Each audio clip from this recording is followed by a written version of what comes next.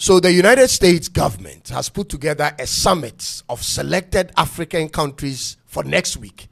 The White House intends to meet the presidents of Gabon, Guinea-Bissau, Mauritania, Liberia, and Senegal next week to discuss what they term as commercial opportunities in Africa. Ladies and gentlemen, as a matter of fact, this is what a White House official said about the summit, and I quote, "President Trump believes that African countries offer incredible commercial opportunities which benefit both the American people and our partners." End of quote, ladies and gentlemen. And I said exactly so to it. It benefits the American people and their African partners, but not the African people. And I'm processing all this, ladies and gentlemen. I'm processing all this, asking all the important questions. Why would America select these African countries in particular?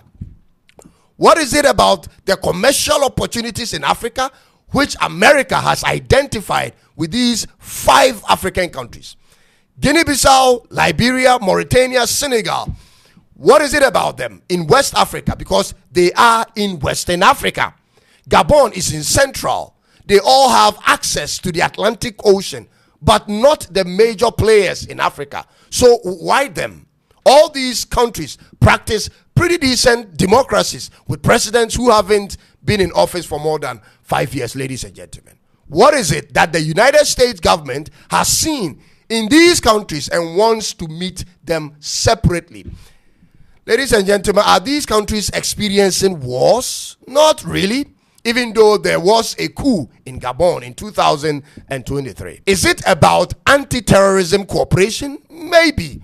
But ladies and gentlemen, while I dug deeper, 2 things become obvious as to why the U.S. government must meet these 5 countries and must be immediately. My name is Cyrus, and this is Tuntum Network in Accra, Ghana. If today is your first time, please do me a favor and subscribe. You have to subscribe and share the link when you find us credible, ladies and gentlemen. And let's get into the story.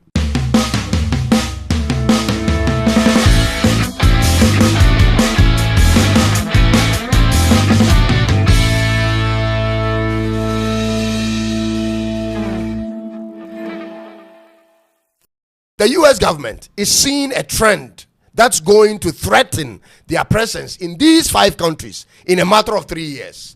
The first trend has to do with how fast China and Russia are moving in these particular countries, ladies and gentlemen. Let me start with China. The United States was Gabon's major partner, trading partner in the 1990s before China came in. So from 1990 to the early 2000s, the U.S. imported significant volumes of crude oil from Gabon. U.S. companies like Shell and Valco Energy were the big players in Gabon's oil sector. But by the mid to late 2000s, China had taken over as Gabon's top trading partner. China is now importing most oil, manganese, and timber from Gabon. This is how China took Gabon from the U.S. China did what the U.S. never did for Gabon. They exported manufactured goods, brought in infrastructure development, and technical aid to the economy of Gabon. And guess what's happening now, ladies and gentlemen?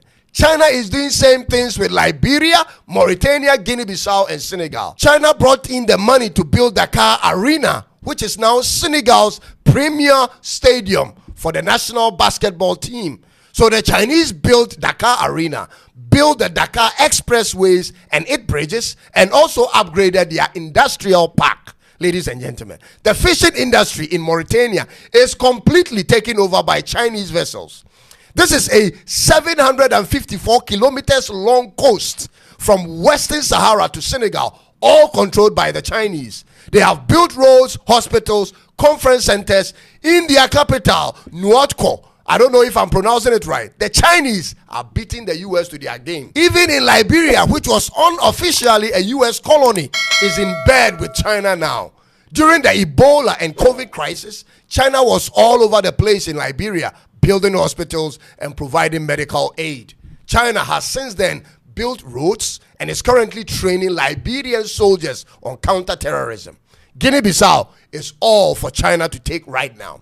Just recently, in May of this year, a delegation of about 20 Chinese business people were officially sent by the Chinese government to visit Guinea-Bissau to explore for investment opportunities in infrastructure, fisheries industry, renewable energy, and medical equipment. They are already building hospitals in this country. Roads and stadiums in the country are already built, a lot of them done by the Chinese. This is the policy the Chinese government has adopted with Africa.